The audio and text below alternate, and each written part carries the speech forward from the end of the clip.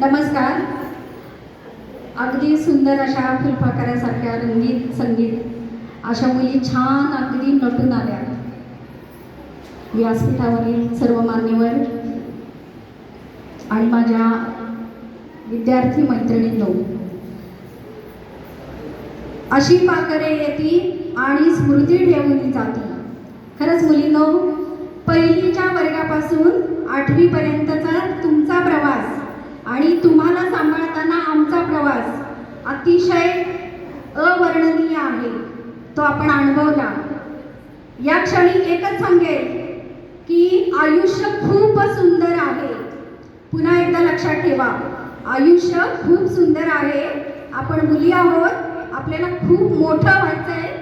आपल्याला मोठं व्हायचंय मनाने, विचाराने, संस्काराने आणि शिक्षणाने.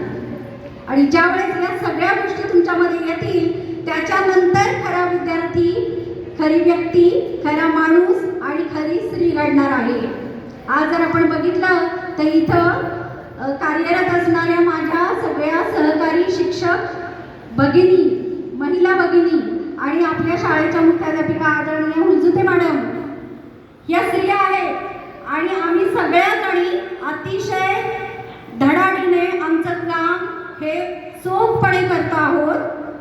हे एक तुम्हाला उदाहरण दिलं, पण याच्यापेक्षाही खूप मोठ्या फिनिक्स पक्षाप्रमाणे तुमची नजर तुमच्या ध्येयाकडे राहू द्या आणि उंच आकाशामध्ये निर्व्याजपणे भरारा घ्या, मोठ्या व्हा आणि कुणीतरी एक मोठा अधिकारी, एक कार्यक्षम असा व्यक्ती, माणूस, महिला कोणत्या तरी पदावर, उच्च पदावर जा.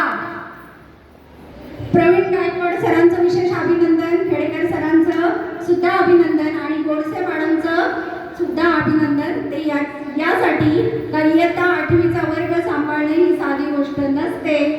हे 2 पुरुष शिक्षक आणि त्याच्यामध्ये त्यांना कार्य करणाऱ्या गोडसे मॅडम यांची निवड जेव्हा मॅडमनी केली, ते योग्य विचारपूर्वक निवड केली की वडिलांच्या मायेने जीव लावून तुम्हाला घडवणारे खेडेकर सर आणि आपला थोरला भाऊ ज्या पद्धतीने आपल्याला मदत करतो तसं सहकार्य करणारे तुमचे गायकवाड सर आणि आईच्या मायेने तुम्हाला जोपासणाऱ्या गोडसे मॅडम, या तिघांचेही मनपूर्वक आभार. आणि शाळेच्या वतीने, माझ्या सगळ्या शिक्षक बांधवांच्या वतीने पुन्हा पुन्हा तुम्हाला या शाळेमध्ये येण्याची संधी मिळो वेगवेगळ्या कारणासाठी आणि तुमचं नाव अगदी चांगल्या पद्धतीने गौरविलं जावं, हे आमच्या कानावर येवं, यासाठी तुम्हाला खूप खूप सदिच्छा. मला बोलण्याची संधी दिली त्याबद्दल संयोजकांचे आभार मानते आणि माझे 2 शब्द थांबवते. जय हिंद, जय महाराष्ट्र.